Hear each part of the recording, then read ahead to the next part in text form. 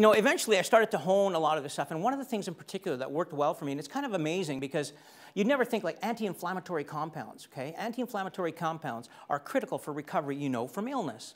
But as an athlete, the key thing is to eliminate inflammation when you've blasted your body to the point where the body creates inflammation in the muscle. You know when you're training really hard and you feel that anaerobic respiration, that burning in the muscle?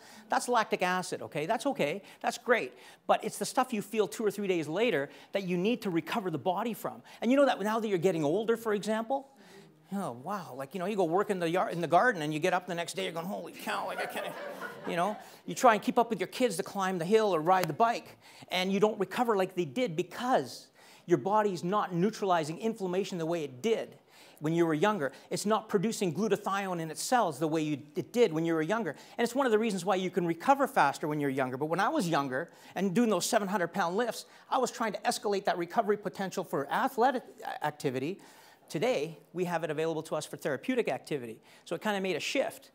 Now, the key thing is that that compound that I extracted and isolated finally I got it down to about a reasonable dose. Because I tell you, it was a point where I was taking 10 to 15 grams of this stuff a day to get the result in the blood work for the anabolic drive.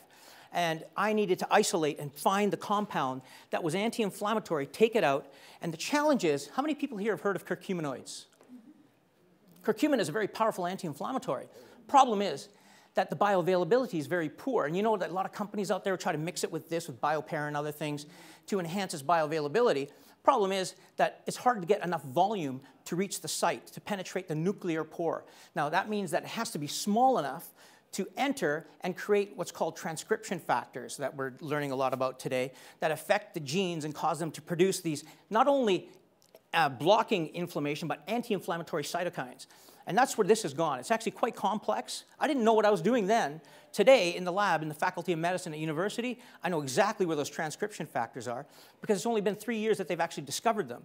And I'm realizing that this stuff is actually affecting transcription factors and cytokines. Now, how many people here have heard of cytokines? Cytokines are things that affect inflammation. And the majority of these interleukins, cytokines, are inflammatory. Now, there's one in particular that's anti-inflammatory, interleukin 10.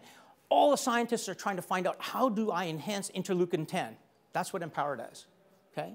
So we can't go too far into the scientific details because we run into claims and I get my hand slapped all the time. But